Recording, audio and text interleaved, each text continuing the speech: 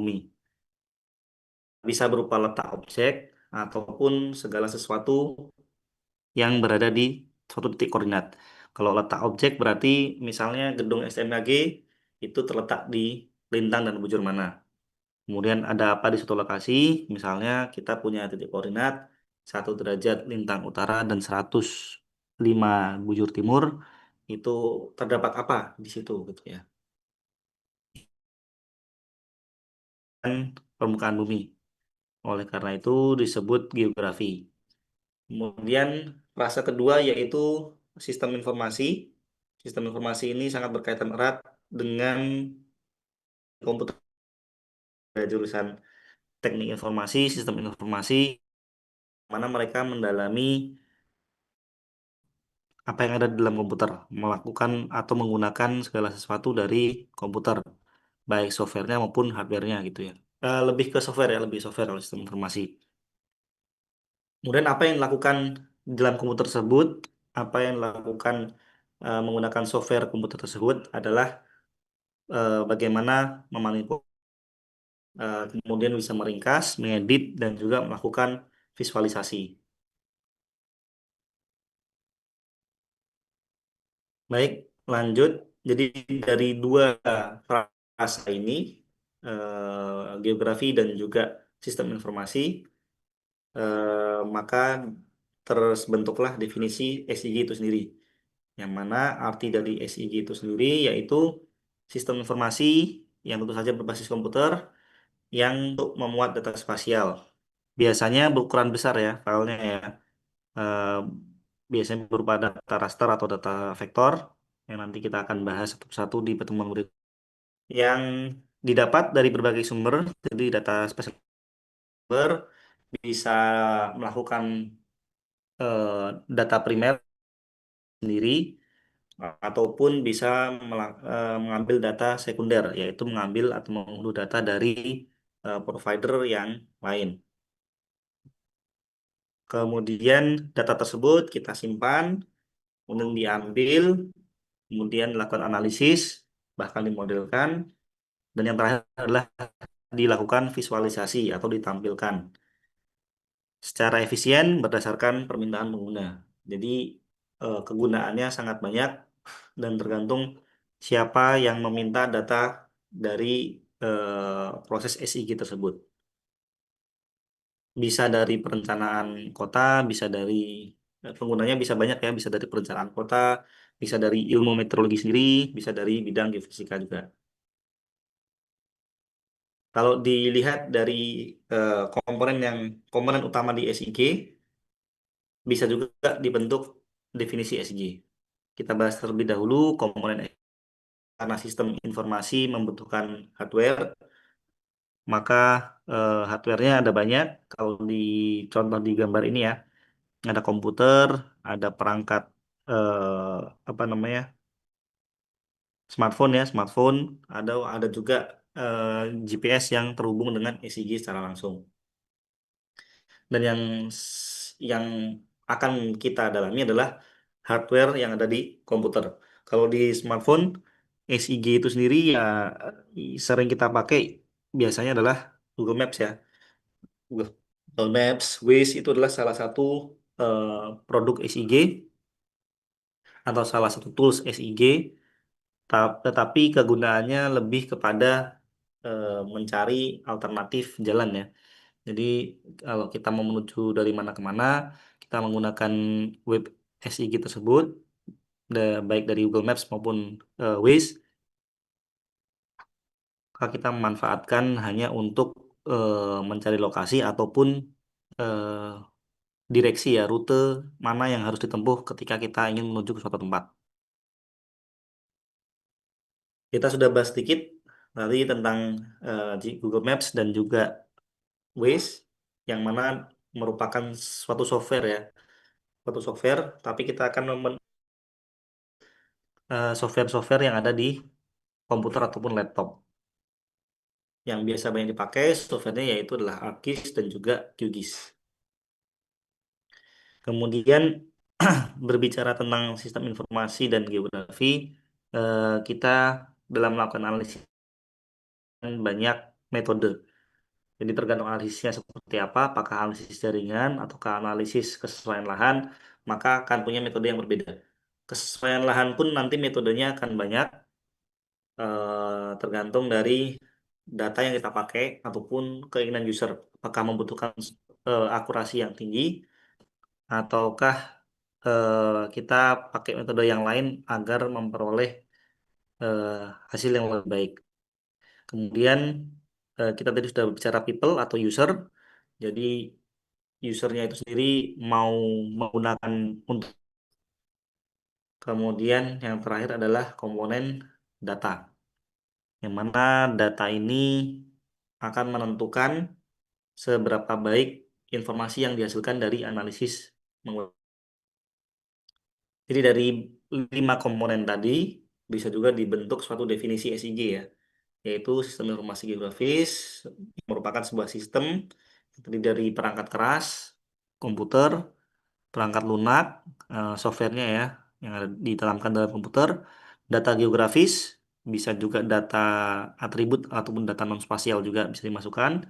Kemudian ada personel yang merancang secara efisien, ataupun user yang meminta data atau meminta informasi baru untuk kemudian diperoleh, disimpan, kemudian dilakukan update, dilakukan juga manipulasi, dan terakhir menganalisis, serta melakukan visualisasi atau bentuk tampilan semua bentuk informasi yang memiliki referensi geografis.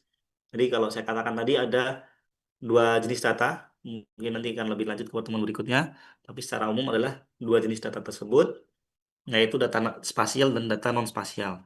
Data spasial berarti dia harus memiliki referensi geografis. Sedangkan data non-spasialnya dapat dimasukkan menjadi informasi baru, dapat disimpan menjadi satu file ya, bikin satu file dengan data tersebut, maka ketahui berapa atribut, berapa nilai suatu parameter di titik tersebut.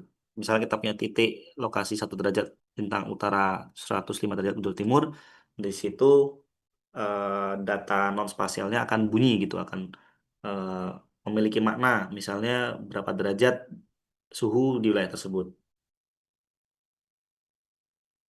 Lanjut ke elemen subsistem SIG. Jadi elemen subsistem SIG ini inputnya ada banyak, bisa berupa tabel.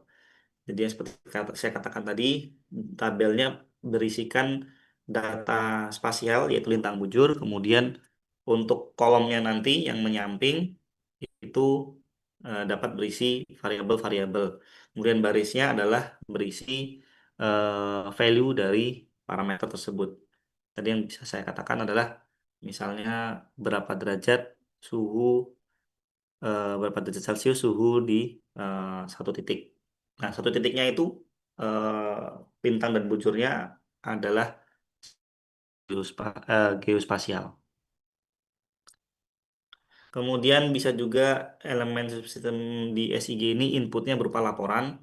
Jadi kalau teman-teman melakukan penelitian, melakukan survei, nanti hasil laporannya dalam SIG. Ini laporan sangat berkaitan erat dengan pengukuran lapangan.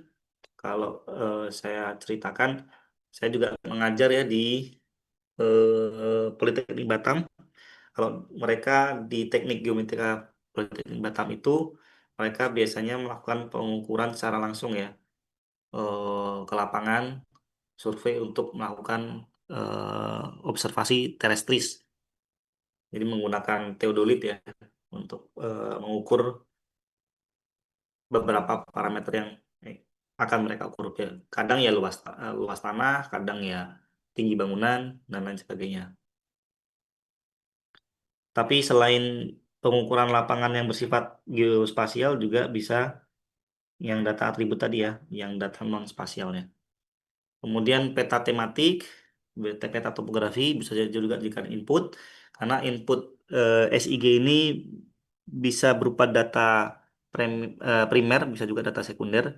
Kalau peta berupa peta berarti dia adalah data sekunder, karena dia datanya sudah ada, tinggal kita buat digitasinya. Kemudian ada data input berupa foto udara, kemudian citra satelit, data DEM, yang mana ketiga data ini adalah data raster ya berarti ya. Nanti kita akan bahas lebih lanjut apa itu data vektor dan juga data raster. Yang saya tahu data DEM ini kalau eh, di data sekunder yang dipunya adalah dari misalnya SRTM ataupun Demnas. Tapi kalau nanti mungkin teman-teman di Geof praktek mungkin bisa bersama Pak Dimas gitu ya atau siapa gitu dosen di geofisika eh, bisa melakukan masukan data DEM menggunakan eh, apa drone yang untuk lidar ya drone lidar. Jadi lidar lidar tersebut digunakan untuk mengetahui nilai elevasi di suatu data DEM ini singkatannya adalah Digital Elevation Model. Kalau SRTM ini salah satu contoh data DEM gitu ya. Kemudian dari data input tersebut beralih ke data manajemen, ada storage, ada penyimpanan, ada pengambilan, ada processing. Processingnya bisa berupa data manipulation dan juga data analisis. Kemudian setelah dianalisis akan menghasilkan output data. Biasanya hasil akhirnya bisa berupa tabel baru. Jadi mungkin akan menambah kolom gitu ya. Hasil dari perhitungan yang lain. Kemudian bisa berupa peta. Biasanya sudah peta tematik ya. Kemudian berupa laporan. Mungkin kalau nanti teman-teman akan skripsi, itu berarti pakai eh, apa output dari SIG ini adalah berupa laporan skripsi. Oh ya, kalau saya proses ajar mengajar seperti ini, kalau ada yang ingin ditanyakan, boleh langsung raise hand ketika ada sesuatu yang kiranya belum dimengerti gitu ya. Kemudian saya penasaran ya nih, ini pakai Zoom UNY dari mana nih? Hebat juga. Siapa yang mengatur ini?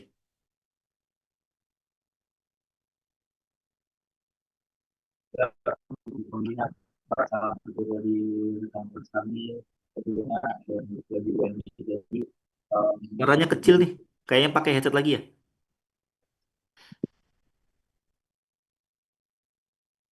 Orlando Sibarani dan Fajar.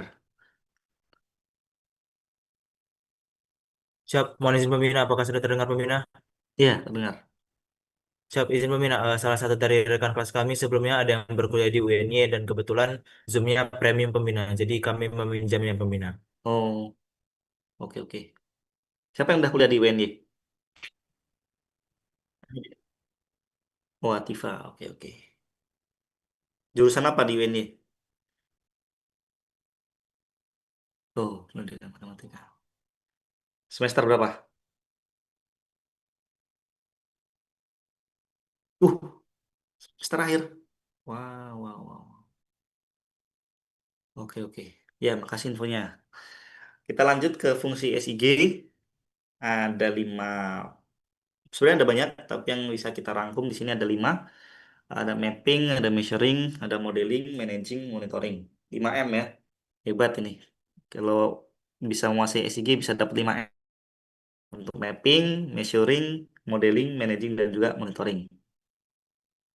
Mapping ya artinya kita melakukan produksi peta eh, ataupun reproduksi peta. Kita menghasilkan informasi baru dari data-data yang kita punya, menghasilkan peta baru. Kemudian ada fungsi measuring, jadi untuk melakukan pengukuran objek-objek geografis, misalnya untuk mengukur panjang, luas, ataupun volume, atau juga secara statistik. Nanti ada juga yang eh, membicarakan tentang geostatistik ya, bisa berupa interpolasi, seperti itu. Kalau eh, measuring ini yang bisa saya ambil contoh adalah ketika kita ingin membuat peta das dari analisis menggunakan data DEM, maka data das atau daerah aliran sungai tersebut akan bisa kita hitung berapa luasnya. Kemudian ada fungsi untuk modeling. Jadi dia lebih ke ini ya, lebih ke memperkirakan ya dunia nyata. Jadi fenomena real world. Kita punya data beberapa tahun lalu, kemudian bisa dilakukan pemodelan untuk bisa memprediksi beberapa tahun ke depan kondisinya seperti apa. Biasanya sih perubahan lahan ya, perubahan lahannya akan seperti apa. Seberapa padatnya kepadatan penduduk di wilayah tersebut misalnya untuk beberapa tahun ke depan. Kemudian ada fungsi yang selanjutnya adalah managing. Jadi managing ini lebih ke pengumpulan data, kemudian eh, kita lakukan manipulasi, itu juga termasuk managing. Kemudian transformasi itu juga termasuk dalam managing. Jadi seperti apa kita kelola datanya, apakah memerlukan perubahan metadata, itu juga termasuk fungsi managing dari SIG. Kemudian ada fungsi monitoring. Monitoring itu juga bisa berarti eh, melakukan otomatisasi ya. Kalau saya bisa ambil contoh, kita menanamkan sensor atau menaruh sensor di sungai untuk mengukur berapa debit ataupun ketinggian air sungai. Kemudian dari titik-titik tersebut bisa kita pantau secara langsung menggunakan SIG. Biasanya sih web SIG ya, web SIG untuk melihat seberapa yang mungkin melampaui batas gitu, melampaui threshold tertentu. Jadi kalau misalnya ada peningkatan tiba-tiba jumlah atau ketinggian air sungai ketika terjadi hujan lebat, maka kita bisa tahu misalnya jadi merah itu berarti sudah melebihi berapa meter gitu ketinggian air sungai tersebut.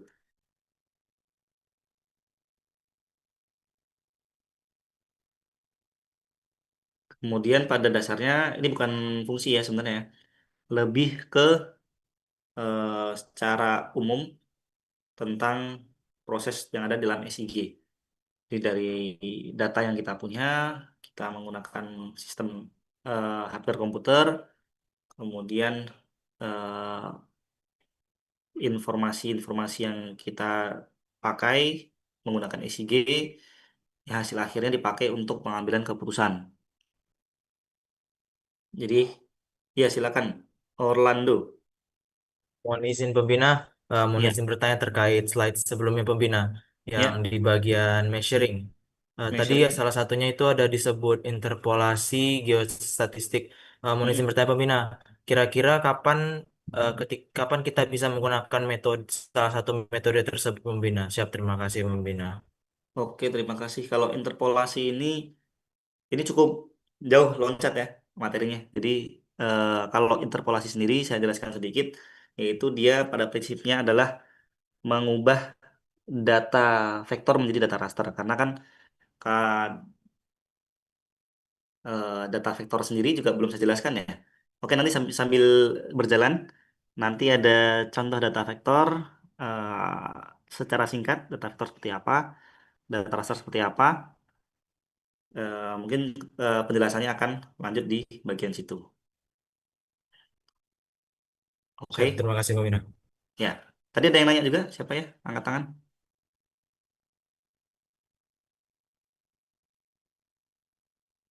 Nggak jadi tadi, ada yang angkat tangan. Oke, kalau nggak jadi lanjut. Mungkin sebelum masuk ke data vektor dan data raster, sesuai slide yang ini, akan kita bahas selanjutnya adalah tentang sejarah SIG ya. Jadi sejarah SIG itu sebenarnya seperti apa? Ada yang punya perkiraan nggak? Maksudnya sejarah SIG itu awalnya ditemukan oleh siapa? Apakah digunakan oleh ahli geografi atau ahli kartografi? Karena sangat berkaitan erat dengan peta ya. Kalau kartografer ataupun ahli geografi, kartografi berarti sangat berkaitan dengan geografi itu sendiri. Ada yang punya pendapat apakah ditemukan atau dilakukan oleh ahli geografi atau justru di bidang lain awal pertama kali SIG digunakan? Ada yang punya pendapat?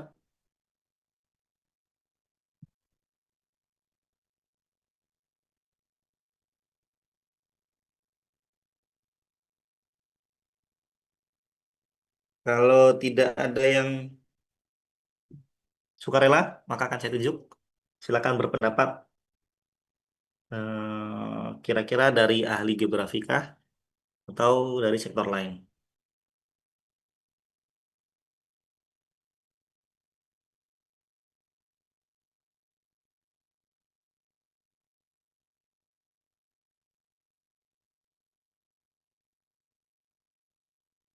Joan, ada Joan? Siap, Mina. Ya, kira-kira pendapatnya apa? Dari histori SIG atau asal-usul SIG, ada dua pilihan dari ahli geografi kah, seperti kartografer, atau justru dari sektor lain? Siap, Mina. Kalau menurut saya, perkiraan saya mungkin dari ahli geografi langsung, Mina. Ahli geografi ya. Oke.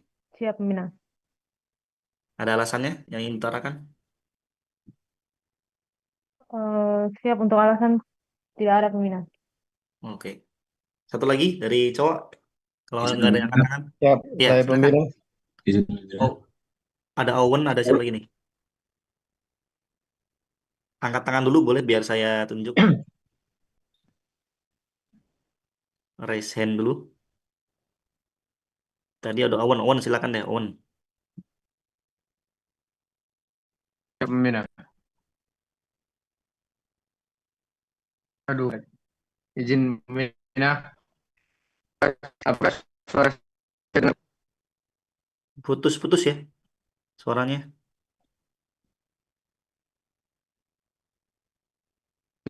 Mungkin bisa yang lain dulu.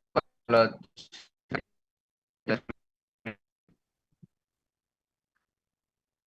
Oh, putus-putus nih, Owen. Mungkin ke Shauki dulu, Shauki, boleh. Izin pembina untuk SIG sendiri. Pertama kali itu digunakan malah bukan oleh ahli geografi, tapi oleh seorang dokter. Di mana saat itu pada abad ke-19 di London itu terjadi sebuah penyakit atau wabah.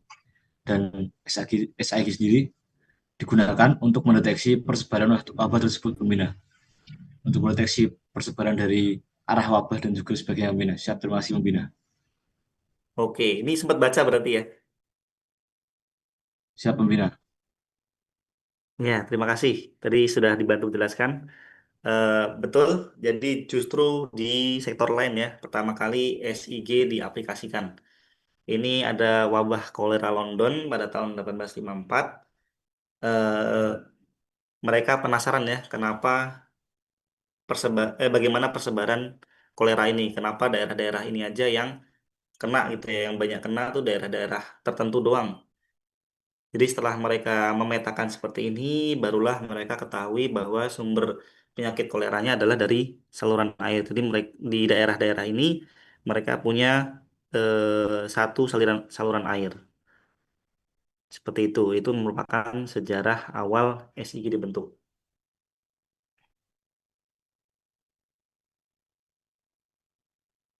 Baik, kita lanjut. Jadi ini adalah sebuah prinsip yang ada dalam SIG, yaitu dalam melakukan analisis kita menggunakan layer-layer. Jadi banyak lapisan-lapisan yang digunakan. Mungkin kalau teman-teman yang sudah familiar dengan Photoshop mungkin ya. Kalau zaman saya dulu Photoshop itu kan ada banyak layer ya. Ketika melakukan edit gitu. Di SIG juga seperti itu. Pada prinsipnya menggunakan layer-layer yang mana layer-layer ini akan menggambarkan kondisi dunia nyata. Dunia nyata ini kalau kita hitung semua itu akan tidak mampu ya, tidak mampu karena sangat kompleks kehidupan dunia nyata sebenarnya. Keadaan dunia nyata itu sangat kompleks. Tetapi untuk memudahkan perhitungan agar juga bisa merepresentasikan dengan baik gambaran secara umum dunia nyata, dibuatlah layer-layer. Dan layer-layernya ini kebanyakan adalah dua jenis data, yaitu data vektor dan juga data raster. Ini misalnya kalau kita tarik dari real world-nya, keadaan real world-nya, maka titik-titik ini adalah titik-titik, misalnya titik-titik rumah, lokasi-lokasi rumah. Ini ya dari sini ya. Kemudian kalau kita ambil di sini berupa garis, itu adalah bisa berupa sungai, bisa berupa jalan. Kemudian ada lagi data vektor yang lain yaitu poligon, yaitu bisa berbentuk parsel yang mungkin bisa kita ambil sebagai eh, bentuk komplek perumahan ataupun eh, bentuk rumah itu sendiri. Tergantung petanya nanti ya. Kalau petanya peta kadaster atau peta yang sangat detail di wilayah bukan kota ya, bahkan kadaster itu berarti bisa ke satu komplek, misalnya komplek perumahan, maka untuk rumahnya bukan titik lagi, tapi juga atau poligon. Sedangkan kalau petanya adalah peta yang menampilkan wilayah yang sangat luas, bisa berupa kota atau kabupaten atau provinsi malah, atau negara atau juga secara global, maka representasi rumah bisa direpresentasikan sebagai titik. Kemudian ada data yang kedua itu data raster, biasanya untuk data-data seperti ini ya, elevasi dan juga penggunaan lahan. Elevasi berarti di sini ketinggiannya berapa, misalnya di sini titiknya lebih tinggi maka warnanya seperti ini, di sini titiknya lebih rendah maka warnanya hijau. Itu menggambarkan dunia nyata di bagian elevasi saja. Kemudian ada juga yang menggambarkan penggunaan lahan. Baik, kita kasih satu persatu secara singkat dulu data vektor dan juga data raster. Kemudian nanti akan saya jelaskan tentang pertanyaan dari Orlando tadi ya, Orlando tentang interpolasi. Jadi data vektor yaitu data yang direkam dalam bentuk koordinat, bisa dalam wujud kartesian, kutub, ataupun geografis. Yang mana data tersebut menampilkan, menempatkan, dan menyimpan data spasial dengan cara tiga cara ya, yaitu ada vektor titik, vektor garis, dan vektor poligon. Tadi sudah saya jelaskan satu persatu, ada vektor titik, ada vektor garis, ada juga vektor poligon atau area.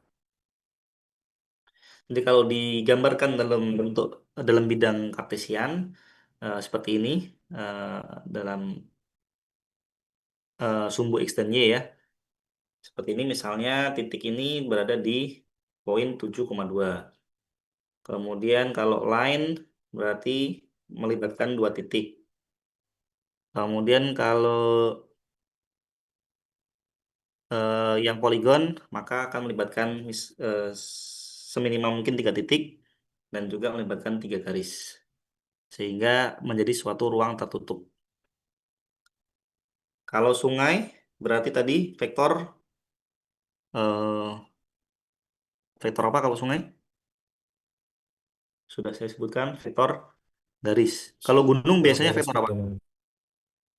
Kalau gunung biasanya vektor apa? Titik. Siap, siap, Titik. poligon. Dan poligon ada titik ya, tapi lebih banyak titik ya kalau vektor. Karena biasanya yang diambil adalah puncak gunung. Jadi kalau misalnya kita punya peta, di peta tersebut biasanya yang kalau yang peta cetak ya, biasanya gunung itu digambarkan sebagai satu titik atau bentuknya segitiga ya, tapi dianggap sebagai poin ya atau titik vektornya. Yang diambil adalah biasanya puncak gunungnya.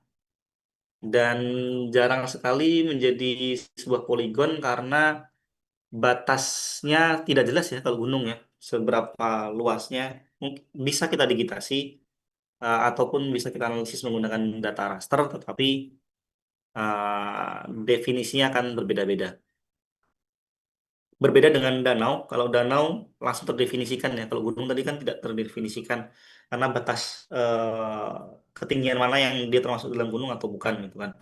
Kalau danau jelas terlihat ya, batas definitifnya kelihatan antara daratan dan juga perairan. Jadi kalau danau sudah pasti vektor poligon ya. Kemudian lanjut ke data raster. Data raster ini dia menempatkan, menyimpan data menggunakan struktur matriks. Jadi satu pixel seperti ini atau satu matriks menggambarkan kondisi di wilayah tersebut. Jadi berbentuknya grid dari per kotak. Jadi misalnya satu Amerika ini dibagi menjadi berapa grid, yang mana setiap gridnya punya ukuran yang sama atau dia disebut sebagai persegi ya, square gitu. Jadi panjang dan lebarnya sama. Itu ciri dari pixel, ciri dari data raster. Dan akurasi dari model data raster ini bisa tergantung pada ukuran pixel, dan ukuran pixel itu sendiri akan menggambarkan seberapa tinggi resolusi dari data raster yang kita punya. Kemudian yang membedakan adalah kalau data vektor, biasanya data vektor itu berbentuk titik, garis, dan poligon. Dan poligonnya ini biasanya batas batas administratif ya, batas administratif ataupun batas sesuatu yang jelas seperti danau ini. Nah, kalau fact cluster ini adalah sebuah data yang continuous. Jadi semua tempat akan memiliki suatu nilai dari data raster ini. Dan interpolasi tadi adalah berkaitan dengan merubah dari data vektor menjadi data raster. Misalnya yang bisa sering kita kasih contoh, yang sering kita pakai di BMKG itu sendiri adalah pemetaan sebaran curah hujan. Jadi kalau misal kita punya data hujan, pengukuran curah hujan kan kalau secara langsung atau in situ itu kan tidak bisa digambarkan secara raster seperti ini ya, secara continuous. Kita punya alat so berderet-deret gitu per grid untuk mewakili semua tempat ya. Tidak mungkin kita punya alat tersebut. Oleh karena itu pengukuran hujan hanya dilakukan menggunakan titik. Nah, misalnya AWS, titik-titik atau ARG, Automatic Weather Station ataupun Automatic Rain Gauge. Jadi dari automatic titik-titik tersebut kita punya titik rain gauge, kita punya titik AWS, misalnya terletak di titik sini, titik sini, titik sini, secara acak gitu ya. Bukan secara acak sih, maksudnya kalau sudah kita punya titiknya, maka sudah bisa dipetakan ke dalam peta. Kemudian dari data titik tersebut bisa dihitung pola sebarannya, dan ketika terjadi atau kita sudah terbentuk pola sebarannya, maka data tersebut menjadi sebuah data raster. Jadi dari awalnya adalah data yang definitif, satu titik, kemudian di akhirnya akan menjadi sebuah data raster atau yang berbentuk grid. Seperti itu. Apakah sudah cukup jelas untuk penggunaan interpolasi itu sendiri? Sudah, jelas. sudah. Oke, nanti mungkin kita juga praktek ya interpolasi seperti apa gitu ya. Baik, kita lanjut ke pembahasan berikutnya yaitu aplikasi SIG. Jadi penggunaan SIG ini bisa untuk banyak sekali vektor, bisa dari bidang tata guna lahan untuk menentukan sebuah kesesuaian lahan. Misalnya kalau kita ingin menanam sawit ya, apakah daerah tersebut cocok atau tidak?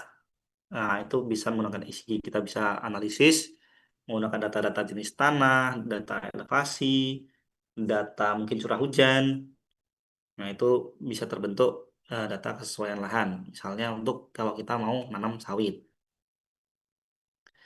Kemudian juga bisa untuk menentukan lokasi pembangunan fasilitas-fasilitas umum, bisa juga untuk penentuan atas arahan pengembangan kawasan, misalnya kawasan tersebut apakah cocok dijadikan sebagai kawasan budidaya atau untuk konservasi atau bahkan untuk pertanian. Nah ini lebih banyak kalau misalnya kepake untuk wilayah yang tadinya hutan ya. Jadi di hutan tersebut kita punya data-data, jadi data-data tersebut akan bicara gitu. Ketika kita sudah melakukan analisis dengan ECG, daerah hutan tersebut cocoknya dijadiin buat apa? Apakah daerah hutan lindung, apakah kawasan budidaya atau hutan pariwisata, atau jadiin misalnya nanam kopi di situ, atau bahkan cocok untuk pertanian.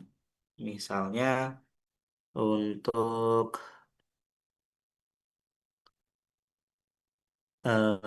ini ya, kalau program yang lalu yang di Kalimantan dan Papua nanam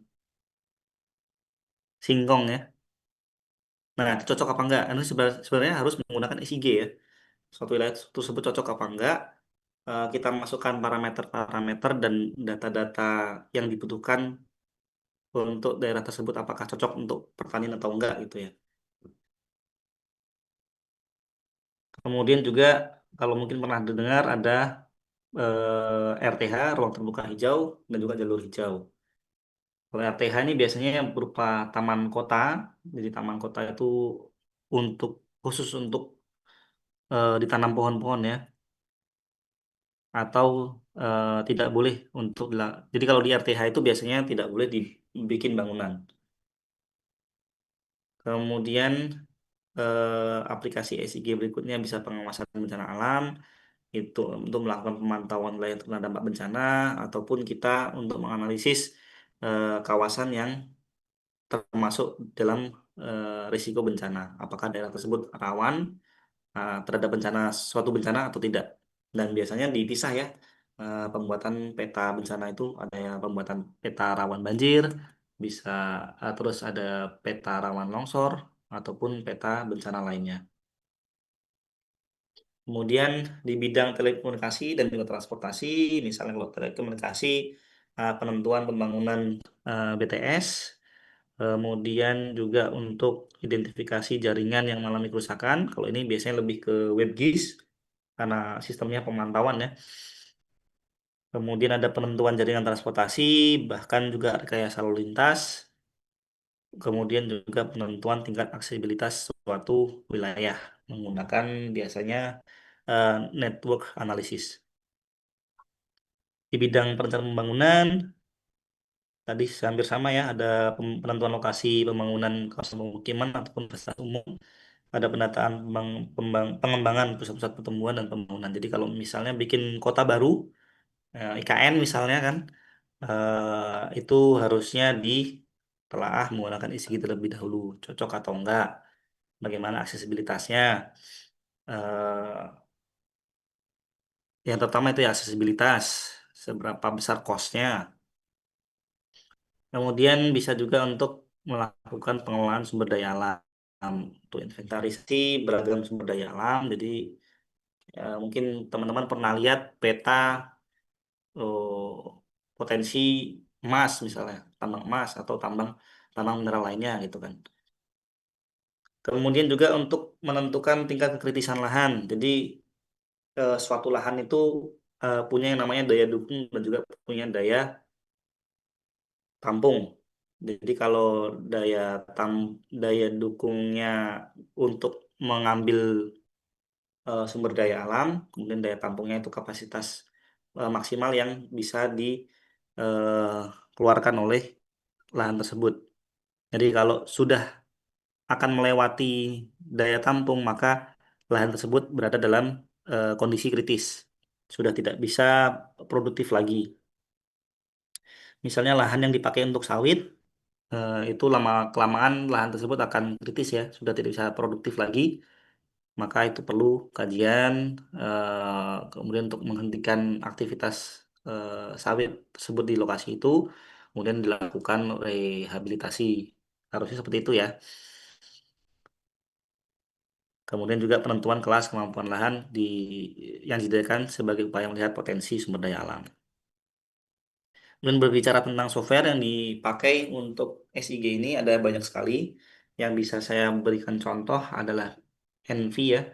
Kalau NV ini untuk jurusan geomatika yang saya ajar di Batam itu lebih banyak digunakan untuk citra satelit. Jadi kalau punya data citra satelit biasanya menggunakan NV untuk melakukan analisisnya. Eh, Selain analisis juga sebelum dilakukan analisis harus dilakukan koreksi terlebih dahulu. Koreksi baik berupa koreksi geometrik ataupun koreksi atmosferik. Kemudian yang sering digunakan nanti adalah Esri. Kalau Esri ini adalah eh, suatu software yang berbayar ya, dikeluarkan oleh Esri dan produknya ada banyak. Yang sering dipakai adalah ArcMap ini. Ada yang ArcGIS biasa, ada juga ArcGIS Pro. Ya, untuk aplikasi ini mungkin bisa saya sarankan untuk install, tetapi memang dia keterbatasannya adalah crack ya, karena mahal sekali kalau kita mau beli lisensi eh, lisensi untuk Esri ini atau ArcMap. Tetapi yang ingin saya tekankan adalah tujuan untuk menginstal adalah hanya untuk belajar, bukan untuk memproduksi sesuatu, misalnya produksi jurnal ilmiah ya, karena takutnya nanti akan statusnya statusnya sudah ilegal. Kalau kita pakai untuk produksi semakin ilegal. Kalau hanya untuk belajar, saya rasa kita ambil filosofi orang Cina saja. Boleh kalau untuk belajar. Karena orang Cina tidak mengenal HKI ya, kekayaan intelektual tidak terlalu diakui di Cina. Jadi setiap produk bisa diambil istilahnya blueprintnya dari produk tersebut, kemudian mereka tiru. Nah, kita dalam hal ini kita ambil prinsip orang Cina tersebut hanya untuk belajar. Kalau mereka untuk berdagang ya, kalau kita untuk belajar aja. Karena takutnya akan melanggar lebih banyak hal lagi, terutama terkait hak cipta ya. Jadi boleh nanti silakan teman-teman kalau mau menginstal ArcGIS. Saya sendiri karena masih pakai laptop dan juga komputer dari kantor, kemungkinan nggak install, tapi saya install di laptop pribadi.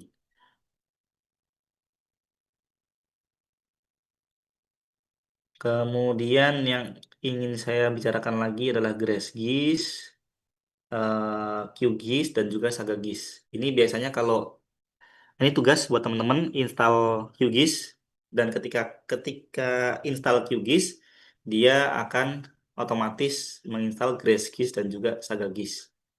Yang mana GrashGIS dan SagaGIS ini akan menjadi bagian menjadi plugins dari QGIS tersebut.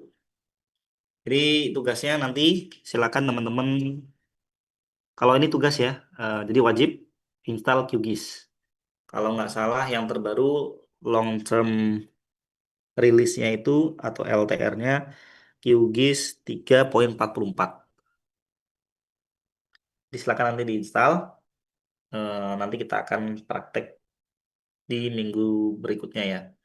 Mudah-mudahan bisa offline ya, mudah-mudahan ya. Nanti tinggal tergantung hasil diskusinya gimana. Kalau yang Agis tadi sebagai saran dan himbauan aja, boleh install, boleh enggak. Tapi kalau ada materi penting nanti yang ingin saya sampaikan dan harus menggunakan Agis, maka mungkin nanti terpaksa install juga nanti.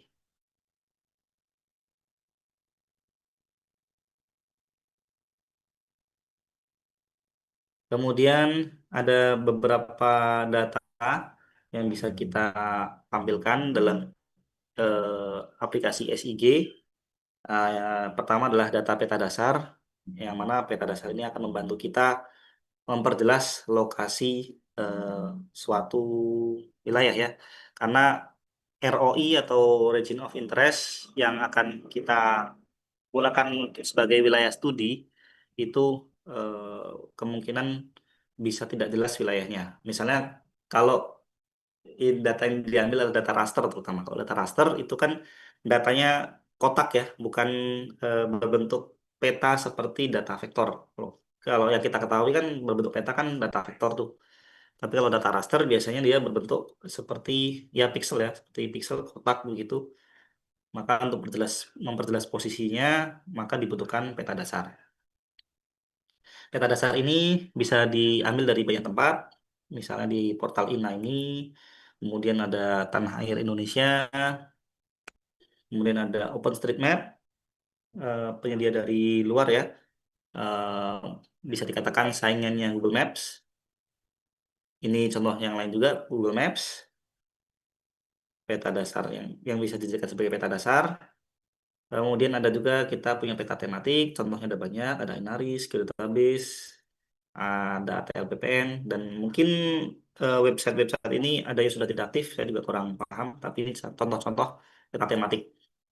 Ini bisa saya tampilkan adalah peta tematik yang dibuat oleh BNPB, yaitu tentang Inaris atau peta kerawanan bencana. Di sini ada menunya banyak, kita mau menampilkan apa saja eh, kerawanan bencana yang akan kita tampilkan, itu dari sini. Ada juga peta tematik dari Dukcapil, ada peta tematik dari LHK, tetapi sudah tidak LHK lagi saya rasa. Kemungkinan juga websitenya sudah mati ya, karena LHK sendiri sudah cerai, eh, lingkungan hidup sendiri. kehutanan sendiri gitu ya. Kalau dulu kan jadi satu, lingkungan hidup dan kehutanan. Kemudian ini ada peta tematik yang biasa oleh BMKG. Silakan dicoba nanti ya. Ada juga peta tematik dari peta bencana Gunung Agung ini misalnya. Kemudian kita akan bicara tentang spatial thinking. Jadi spatial thinking adalah sekumpulan kemampuan kognitif yang terdiri atas tiga unsur yaitu space, alat, tools, dan juga proses pemikiran. Jadi misalnya kita langsung ke studi kasusnya, kita berpikir secara spasial. Misalnya ada kasus banjir di Bandung dan kita ingin membentuk atau memetakan dataran banjir. Di dataran banjir ini adalah wilayah yang sering terendam banjir gitu ya, atau di pernah terendam banjir. Kemudian kita melakukan analisis, yaitu kita melakukan delineasi atau penggambaran eh, daerah dataran banjir tersebut. Eh, Bisa berupa dari citra satelit atau kita mau melakukan delineasi tutupan lahan. Kemudian kita melakukan modeling, misalnya berapa jumlah jiwa terdampak yang harus mengungsi, itu bisa eh, terlihat atau kita hasilkan dari GIS. Yang penting adalah datanya ada. Kemudian skillnya adalah kita harus bisa mengidentifikasi bentuk lahan, pola penggunaan lahan, itu seperti apa. Kemudian juga kita berpikir secara eh, spasial, daerah-daerah yang akan aman ketika terjadi banjir. Daerah mana saja tuh? Itu bisa dilihat dari data DEM misalnya. Data apa saja yang dibutuhkan ketika kita akan membentuk dataran banjir, data apa saja yang kita butuhkan untuk menganalisis atau mencari daerah yang cocok dijadikan sebagai daerah evakuasi seperti itu. Ini seperti ini contohnya, ada floodplain, ada sungainya itu sendiri. Ini contohnya foto udara dari suatu dataran banjir. Ini ada dataran banjir di ujung sana dan ujung sebelah sini. Kemudian kita bisa memetakan dataran banjir, misalnya ini tahun 2014, 2015, 2018, dan 2017. Ini di Bandung ya. Jadi bisa kita ketahui bahwa di daerah ini ya sama hampir setiap tahunnya akan terendam banjir. Oleh karena itu bisa kita fokus ke floodplain atau dataran banjir yang parah ya, mungkin daerah sini gitu ya, daerah sini ini, karena tiap tahun hampir banjir gitu.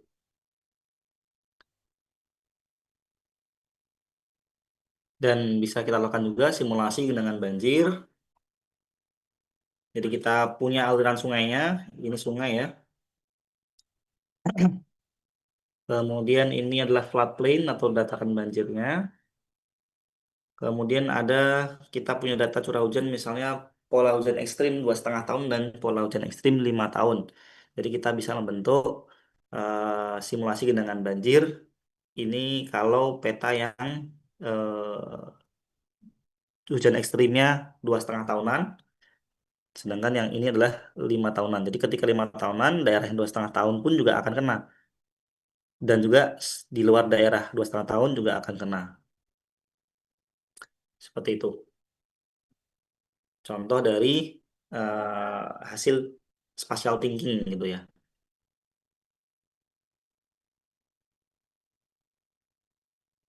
Kemudian ini adalah peta eh, penggunaan lahan ya, penggunaan lahan di wilayah dataran banjir tersebut. Ini yang merah ada jalan, ada toll road, ada railroad, ada water body. Kemudian batas wilayah ini atau yang kotak ini adalah batas wilayah DAS atau daerah aliran sungai. Bahasa Inggrisnya watershed ya. Nah, watershed yang mana itu adalah merupakan satu DAS Jadi satu dasnya adalah seperti ini. Jadi wilayahnya sama dari tahun 90, 2003, 90, 2009, 96, 2000 sama ya. Kemudian build land berarti area yang digunakan sebagai pemukiman. Ini hutan primer, ini di hutan sekunder dan juga vegetasi campuran. Plantation itu berarti kebun ya, perkebunan, rumah tertentu. Dan ada wilayah pertanian, ada yang wet berarti sawah, ada juga yang eh, ladang ya. Kalau yang kuning berarti ladang. Dryland itu ladang.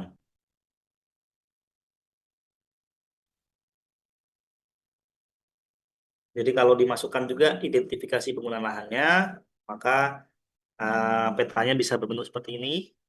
Ini adalah sungainya, ini peta pemukiman, dan peta pemukimannya mungkin teman-teman lihat agak berbeda ya dengan Google Maps gitu ya, karena ini juga hasil dari analisis penggunaan lahan. Analisis penggunaan lahan juga menggunakan satelit, tapi dia nanti digunakan untuk biasanya analisis overlay. Kemudian di sini ada sawah-sawah, sawah merupakan daerah yang berwarna ungu.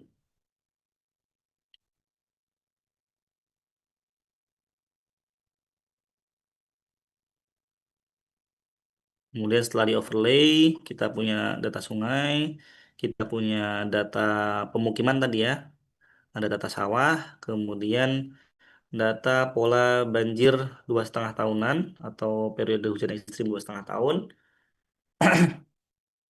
Jadi banjirnya akan terjadi di wilayah sini, wilayah utama adalah wilayah pemukiman dan membanjiri sedikit sawah ya kalau 2,5 tahun berarti. Kemudian kalau yang pola 5 tahunan maka yang terbanjiri tidak hanya wilayah pemukiman tapi juga wilayah sawah juga terkena banjir. Dan menggunakan data statistik, misalnya kita ambil data dari BPS, kita bisa menghitung berapa banyak korban jiwa setelah kita masukkan datanya tersebut ke dalam aplikasi SIG. Bisa juga menghitung kerugian komoditas, kemudian kita buat simulasi lokasi pengungsian juga bisa.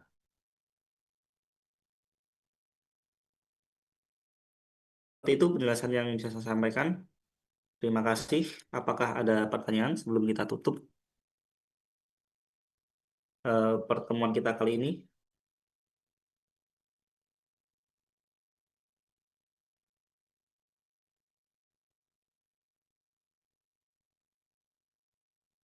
Tidak ada pertanyaan? Kalau Siap, tidak tidak Pak. kalau tidak ada pertanyaan, maka yang ingin saya berikan tugas kepada taruna-taruni sekalian adalah eh, ke sini ke alamat tanahair.indonesia.go.id atau kalau googling ya tanah air Indonesia aja diketik tanah air Indonesia mungkin kalau ada perubahan alamat web ya. Iya silakan Orlando. Mohon izin bertanya pembina Iya untuk silakan. tugasnya tadi kan untuk menginstal QGIS. iya QGIS QGIS. pembina. Nah itu bagi yang tidak mempunyai laptop apa yang laptopnya sedang rusak bagaimana? Apakah ada Siap, yang saya kondisinya seperti laptopnya itu? sedang rusak pembina. Kondisinya sedang rusak ya. Siap pembina. Ada lagi? Nah, ada benar. Ada lagi? Firdaus? Ada lagi? Siap saya pembina. Ada lagi Faza ya? Atau Gibran? Gibran ya? Jadi lumayan banyak yang terkendala. Oke, kalau gitu, ini juga saya kemarin bicarakan dengan kelas B ya, ini kelas A ya. Kelas B, kalau kelas B kemarin kebetulan Alhamdulillah laptopnya bisa semua. Jadi kuliah pun nanti akan di kelas. Tapi berhubung ada beberapa teman-teman di kelas A ini ternyata terkendala laptopnya, maka nanti akan saya coba lihat apakah laboratorium ECG itu bisa dipakai atau tidak. Soalnya di laboratorium ECG sepertinya se ke apa ya, sepenglihatan saya ya, secara singkat gitu, itu kalau untuk semua taruna-taruni kayaknya nggak cukup.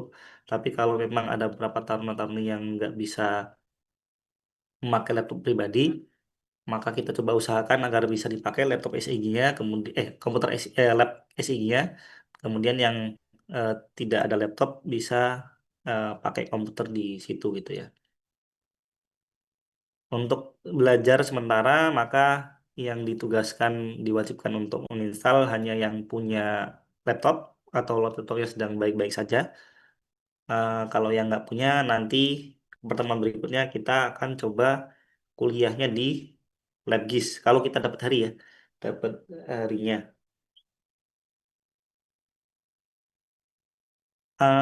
Gimana hasil diskusinya? Apakah kira-kira bisa dapat jadwal pengganti selain di hari Jumat, di hari Senin sampai Kamis?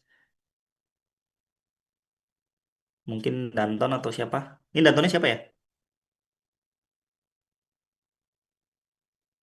Ya, kami izin menjawab pembina terkait Danton semester 2 IGD Krishna pembina. Namun Krisna ya? untuk namun untuk terkait Danton yang di lapangan masih saya pembina, Orlando pembina. Oh, maksudnya lapangan? Mohon izin pembina, untuk Krishna sendiri itu Dantonnya perurusan untuk administrasi dan juga kelas pembina. Sedangkan saya sendiri Danton semester 1 pembina, masih bekerja di lapangan pembina. Oh, oke. Kalau classmate apa ada penanggung jawab mata kuliah gitu ya? Di sini ada nggak? Untuk penanggung jawab mata kuliah SIG saya pembina Nadif pembina. Oh, Nadif. Oke. Ya, jadi tadi hasil diskusinya gimana? Apakah kira-kira ada hari pengganti?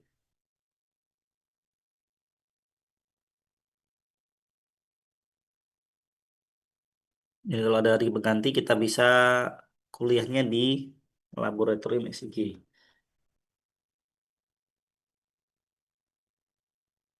Siap, mohon izin pembina, mohon izin untuk jadwal pengganti mata kuliah SIG kemungkinan bisa di hari Rabu pagi pembina.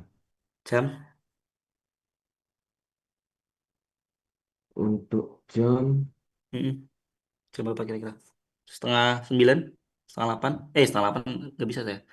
Jam Rabu, setengah 9 lah ya. Rabu bisa pembina dari setengah 9 pembina. Setengah 9 ya. Oke. Siap pembina. Rabu, Rabu. Jam 8 juga bisa lah ya. Soalnya Siap saya bisa pembina. ngajar lagi jam 10. Ya kita sekarang jam 8 sampai jam 10 lah. Berarti untuk Siap pembina. presensi minggu kemarin sebagai pengganti Jumat yang libur bisa di hari Rabu Rabu ini juga ya. Rabu tanggal berapa? Rabu tanggal 8. 8 April kemarin ya. Siap pembina. Oke. Oke, terima kasih. Jadi seperti itu. Yang diwajibkan untuk menginstal adalah yang sedang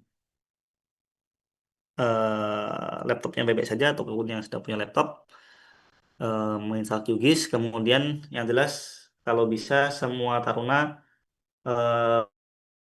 nanti gunanya akan sampai jangka waktu yang lama gitu ya. Eh, Bukan login ya, register ya, register ke sini, daftar. Karena daftarnya juga gratis. Nanti ada tugas selain menginstal QGIS adalah mendownload data vektor ya. Mendownload data vektor yaitu adalah batas wilayah. Jadi nanti silakan ditentukan secara acak boleh. Jadi masing-masing mahasiswa atau tarunanya tuh ada 34, maka mendownload data 34 ibu kota provinsi.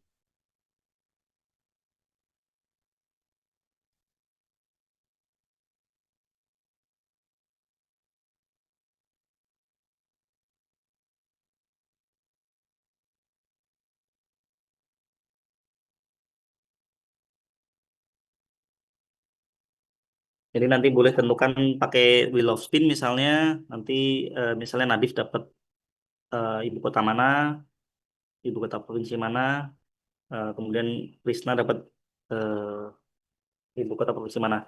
Selain dari ibu kota, saya juga pengen teman-teman download eh, dua kota yang ada di sebelah ibu kota tersebut. Jadi misalnya dapat DKI Jakarta gitu ya, maka di-download juga Tangerang dan juga Bekasi misalnya.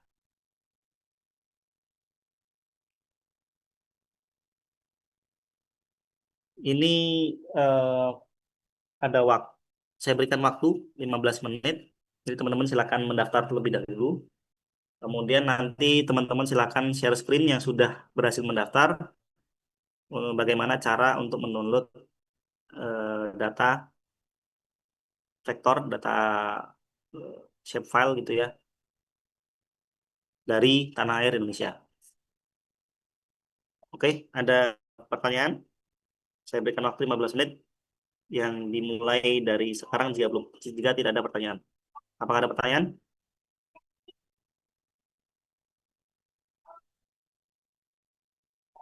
Tidak Bunda. Ya, jadi silakan daftar. Kemudian nanti setelah berhasil daftar, 15 menit kemudian, jam 10 lebih 3 menit, saya kembali ke sini. Nanti yang sudah berhasil daftar, silakan share screen ya. Jadi sekalian istilahnya tutorial untuk mendownload data dari tanah air Indonesia. Jadi sisanya nanti tinggal teman-teman yang lain tinggal menyesuaikan untuk download data yang lain. Jadi skalakan juga sambil lakukan wheel of spin ya. Atau mungkin perwakilan dan atau Nadif bisa ambil ibu kota provinsi mana yang akan di-download.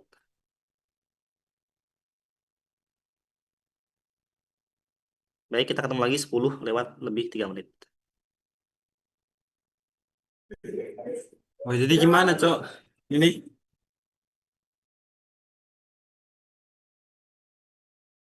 Aku tuh masukin password gak bisa-bisa ya masukin passwordnya.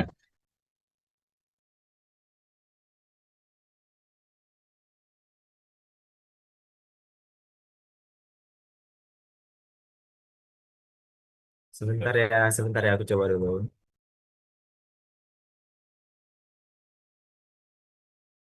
Ini kelasnya udah selesai atau belum? belum belum bapaknya nanti balik lagi 10 menit setelah ini. Pembinanya masih ada.